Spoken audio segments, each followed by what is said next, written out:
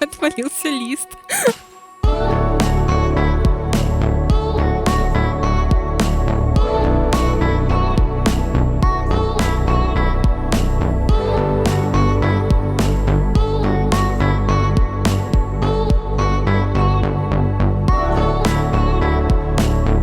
Да, не хотела я поступать вообще-то в мед.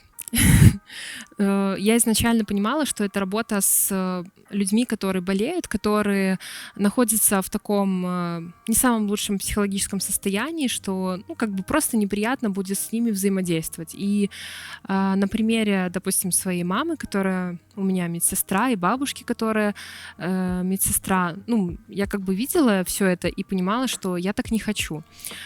Но был очень важный фактор. Я училась в обычной школе, среднеобразовательной, но у нас был профильный класс по химии и биологии, и биология мне очень хорошо давалась. И я понимала, что чтобы сдать хорошо ЦТ, набрать высокие баллы, мне обязательно нужно сдать биологию.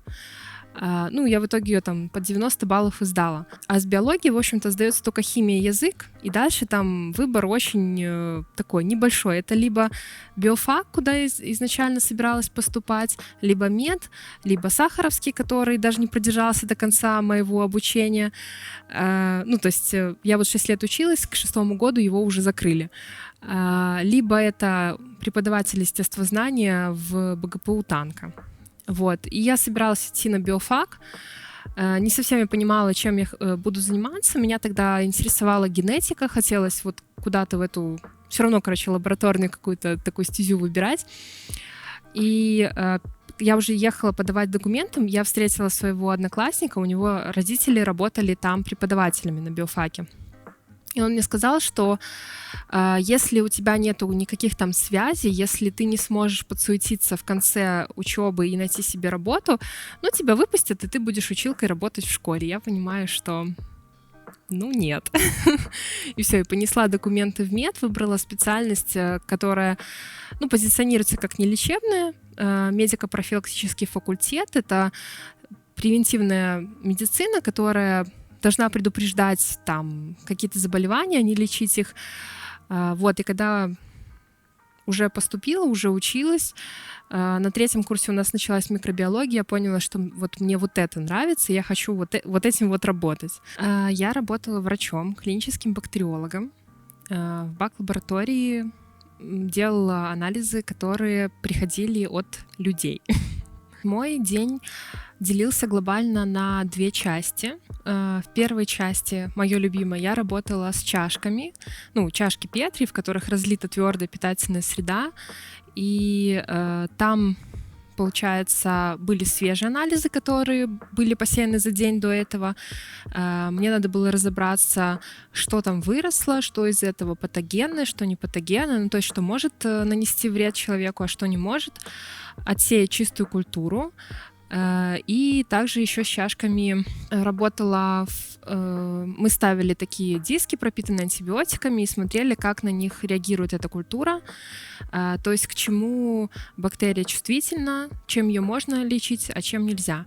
Вот это была работа с чашками. И вторая часть работы, не связанная с чашками, это был учет. То есть я записывала в журнал, что там у меня выросло, что у меня по антибиотикам, и выписка результатов.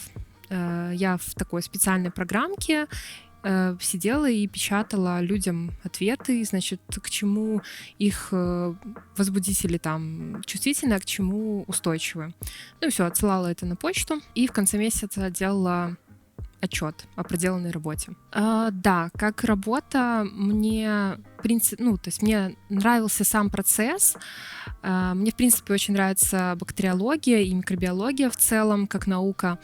Но мне очень не нравилась атмосфера, в которой приходилось работать. Ну, условия и то, что некуда было развиваться. То есть это была какая-то такая конечная точка, такая профессия, в которую приходят там в 23 года и уходят с нее на пенсию, потому что больше некуда оттуда выйти. Один раз я вернулась из похода. и загрузилась в такой экзистенциальный кризис. Я сидела и думала, что я занимаюсь не тем, чем мне хочется заниматься, и живу я не с тем, с кем мне хочется жить, и вообще, типа, все не так, надо что-то менять. Это было в 2018 году. Тогда я в первый раз задумалась о переходе в IT, о том, чтобы пойти в тестировщики. Я испугалась в тот момент того, что IT-сфера, она напрямую связана с математикой, которая мне не давалась в школе. Я решила, что мне это не по зубам. И тогда как-то мне подвернулась возможность перейти в другую лабораторию. Я посчитала, что для меня это будет карьерным ростом, каким-то толчком, что я смогу там немножечко освоить смежные профессии и как-то потом, доработать до своей первой категории. С первой категории медика можно идти работать в частные центры. И, собственно, свалить из госструктуры. Это звучало очень гордо. Меня брали работать в инновационную лабораторию, в Республиканский научно-практический центр эпидемиологии и микробиологии. Но оказалось, это полная туфта. И я проработала там год. Всего я бактериологом проработала 4 года.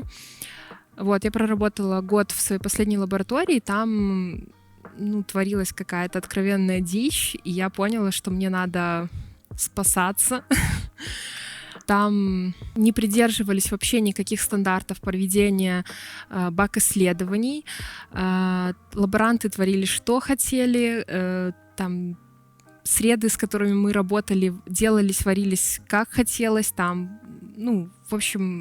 А мне под этим надо было ставить свою подпись, что я врач, провела исследование, ручаюсь за этот анализ.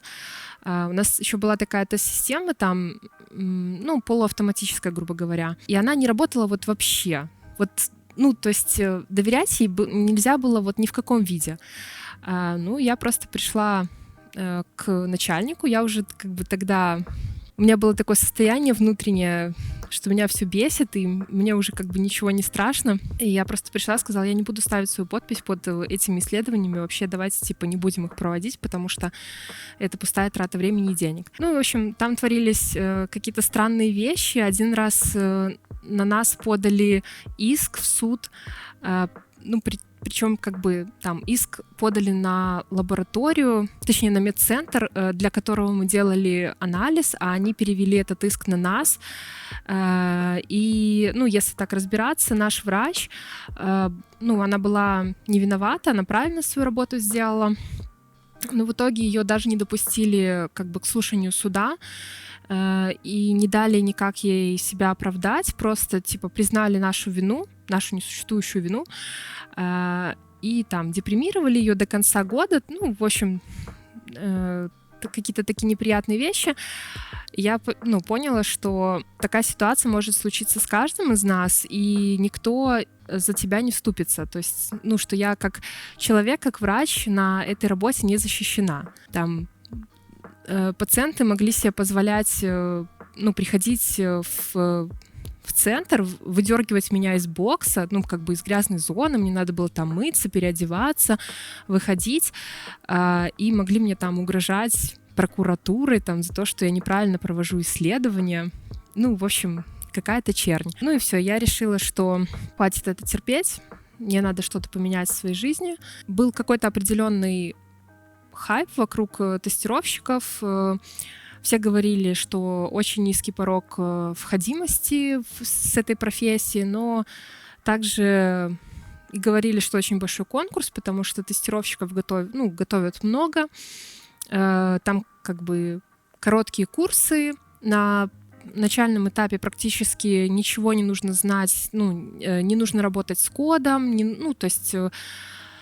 Хорошо, если ты обладаешь логическим мышлением, и этого достаточно, в принципе. Мне рассказали, что можно попасть на бесплатные курсы тестировщиков в ЕПАМ. Я залезла почитать условия. Там надо было прочитать 2 книги. Это «Тестирование.com» и «Основы тестирования ПО». Я, в общем, стала читать сначала вот эту вторую книгу Куликова, а поняла, что как-то вообще там, мне не дается, я просто не могу объять своим мозгом то, что там написано. Стала читать вторую книгу «Тестирование.com», она мне очень зашла. Там очень такой интересный юмор. Мне, во всяком случае, он был понятен, хотя многие плюются, говорят, что это вообще какая-то книга ни о чем. Я бы ее рекомендовала всем, кто задумывается о профессии тестировщика, вот просто взять, почитать ее. Если вам понятно, что там написано, значит, вы сможете работать тестировщиком. Вот. Я прочитала эту книгу, прошла тесты, со мной связались HR, но там сложились так обстоятельства, я почему-то не прошла на эти курсы. Думаю, ладно, значит, надо пойти на платные. Нашла самые дешевые и самые короткие курсы, которые только были доступны. Это были курсы «Основы тестирования ПО» в QA-академии. Это курсы при A1 QA. Закончила их вот как раз 3 сентября 2019 года. И первое предложение о работе мне прилетело уже на следующий день. Но я туда не пошла работать. Потом я очень быстро нашла первую свою работу. Это была маленькая аутсорсная компания. Я проработала там 4 месяца. Там не совсем сходились желания HR, который меня нанимала, и моего QA-лида, который не очень хотел меня нанимать. Вот, и я ушла. Сразу же попала в фирму, называется Avanta. Это продуктовая фирма, занимается мобильной разработкой. И вот я там уже сильно углубилась в мобильное тестирование. И, собственно говоря, я считаю, что это моя первая такая полноценная работа в IT. Вот в Аванте я проработала год. И сейчас я работаю тестировщиком мобильной игры. Мне это решение давалось нелегко. Я вынашивала этот план больше года. Было непросто, потому что, да, во-первых, очень много было сил положено на то, чтобы выучиться в меди и работать потом по специальности. И еще очень сложно было противостоять мнению родителей. Они прям в штыки восприняли мой переход. То есть они почему-то считали, что работа в IT — это какое-то вообще совершенно социально незащищенное деяние, что все это меня продадут в рабство, отберут паспорт, я не получу пенсию.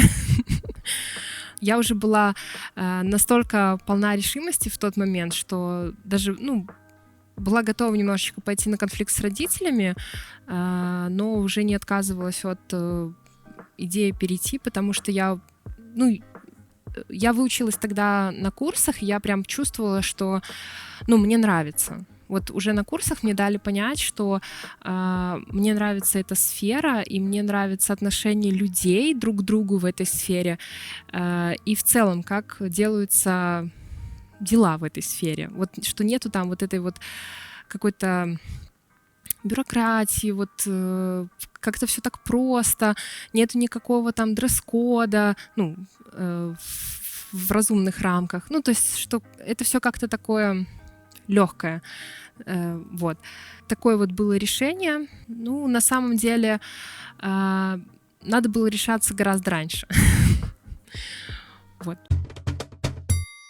У меня есть знакомые, которые работают в IT, и я с ними советовалась перед тем, как и на курсы пойти, и они меня так ненавязчиво пинговали, как ты что ты там, поддерживали, давали какие-то советы. Еще у меня есть подруга, я прям задавала ей миллион вопросов, самых глупых, которые только могут задавать жены на первых порах, в IT, то есть вопросы такого порядка, допустим, как переводить, что значит фича или лить в прод, то есть какой-то такой сленг она мне объясняла,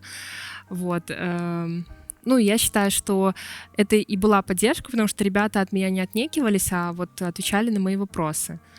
Ну, я считаю своим первым фейлом это вот именно то, что на своей первой работе я долго не задержалась, хотя сейчас я считаю, что так и должно было произойти, и даже хорошо, что так произошло, но в тот момент мною это воспринималось очень остро, потому что это была моя первая работа в IT, у меня еще сохранялось какое-то такое вот мышление человека, который работал в госструктуре, и вот он попал в IT, и мне было очень страшно терять эту работу.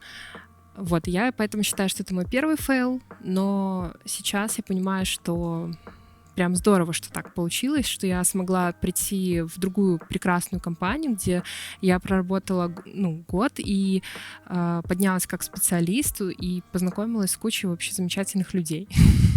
А первый успех, я считаю, что вот когда я пришла работать в Аванту, там спустя некоторое, не очень долгое время, мой лид уехал в отпуск на 3 недели, и меня оставили одну, как бы следить за большим проектом, и как раз, релиз пришелся вот на эти 3 недели.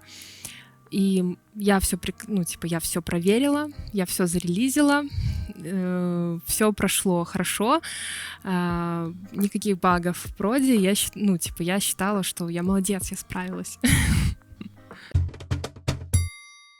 Когда человек только попадает в сферу IT, когда она для него совершенно новая, там буквально каждую неделю ты узнаешь что-то, прям для себя открываешь какие-то новые грани. Наверное, самый ценный урок, который я оттуда вынесла, это то, что нужно более уважительно относиться к себе.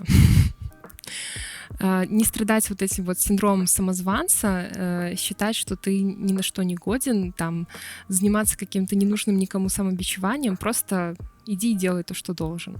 Произошло повышение, когда я устроилась на другую работу. Получается, когда я работала в Аванте, как раз закончился испытательный срок у меня, и у нас грянул коронакризис. И мне даже понизили зарплату. Потом мы долго работали, как бы никому зарплату не повышали, бюджеты не пересматривали. И вот через год я уже чувствовала, что я из этой компании выросла, что мне уже неинтересно, я делаю свои рабочие задачи на автомате, и мне хочется каких-то новых задач, новых испытаний.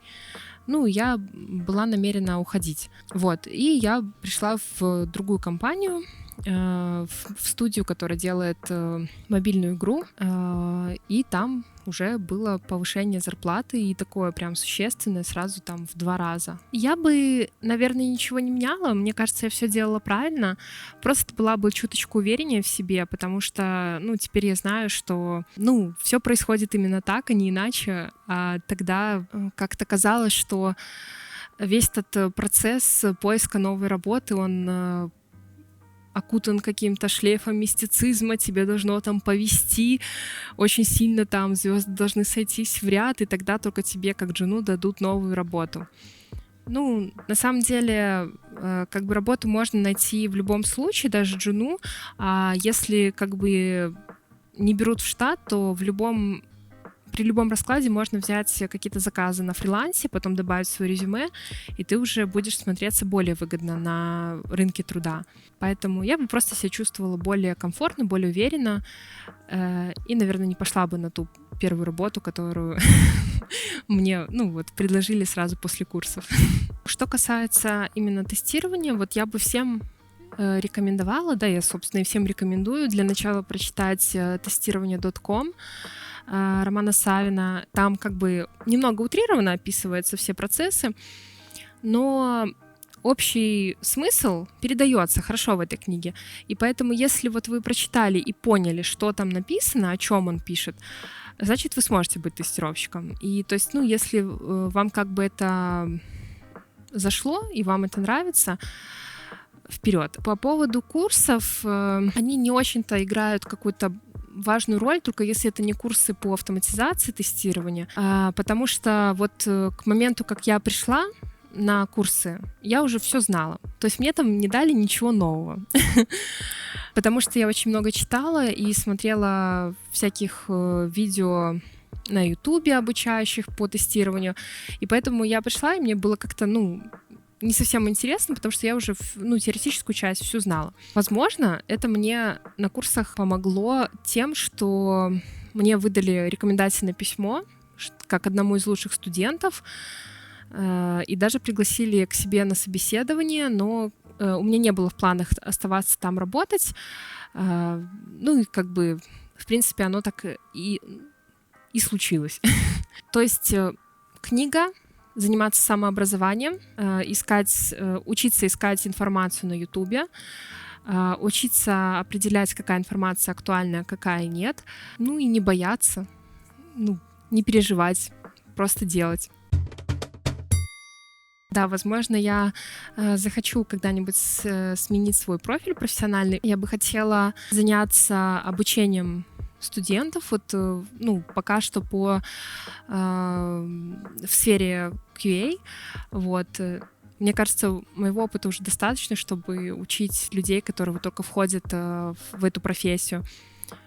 Возможно, мне бы хотелось развиваться в сфере менеджмента, управления процессами и людьми.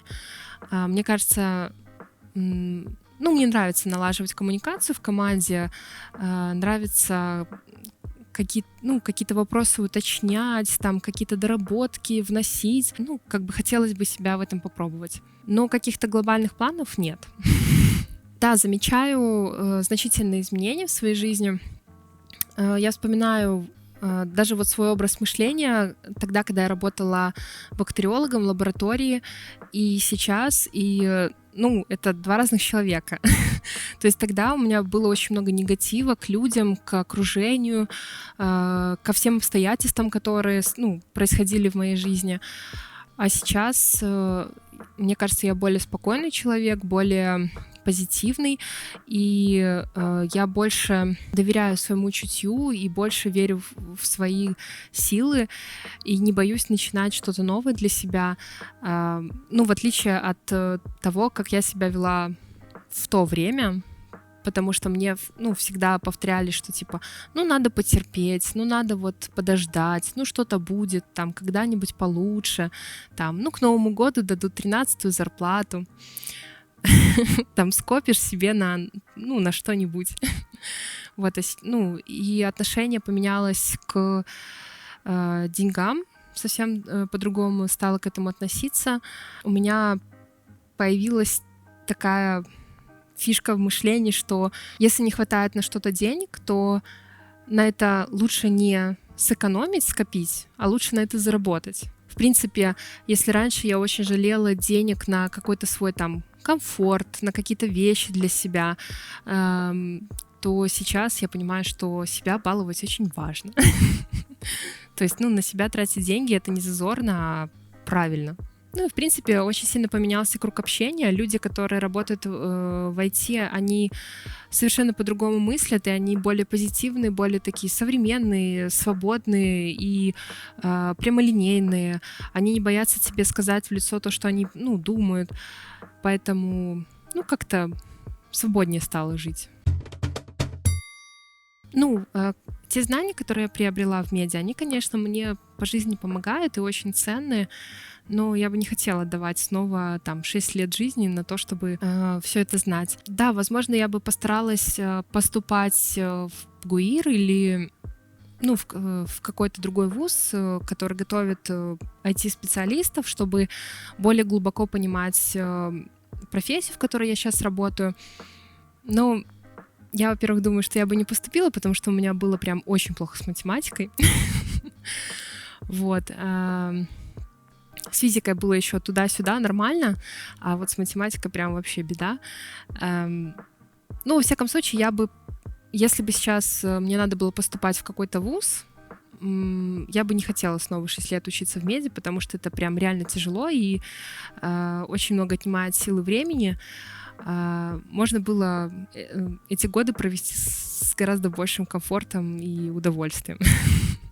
потом все равно закончить курсы и все равно работать тестировщиком. Я мало с кем общаюсь из своих сокурсников, но вот моя лучшая подруга, я прям видела, как она страдает. Она работала эпидемиологом в зональном центре гигиены и эпидемиологии в Боровлянах. Занималась такой очень специфической работой. Она консультировала людей, у которых был выявлен ВИЧ-инфекция. То есть она должна была ставить их в известность, что они живут с этой вот неизлечимой болезнью, выяснять, какие у них были половые контакты, там, ну, в общем, все пути, через которые эта инфекция может передаваться. Но это очень, мне кажется, стрессовая такая работа, говорить людям, что они смертельно больны. И я видела, как она страдает, что, ну, как к ней относятся на ее работе. И я сказала, что тебе надо все это бросать и что-то делать, переподготавливаться. И сейчас она работает HR в IT-фирме. И даже на вопрос, как она докатилась до такой жизни, она отвечает: подружку посоветовала. Но мне вот очень помогло хождение по открытым урокам в разных IT-школах. Особенно мне понравилось в школе Teach Me Skills. Я ходила туда на открытый урок по фронтенду, и они прям вот вообще, ребята молодцы, они никакой воды, они вот строго по делу рассказывали про HTML, CSS, ну, такие азы разработки фронтенда. Ну, то есть можно было посидеть, послушать и понять, ты вообще, ну, как, понимаешь то, что они говорят, или нет? Хочешь ты этим заниматься или нет? Вот, я бы советовала всем, кто колеблется, попробовать сходить на вот такие вот встречи и для себя решить, хотят они или нет, и пользоваться всегда в жизни таким принципом, что бы вы ни сделали, это будет правильно. Ну, то есть, типа, не бывает неправильного выбора, и даже если будут какие-то негативные последствия, все равно можно все исправить, а может быть, они не такие уж негативные, как вам кажется.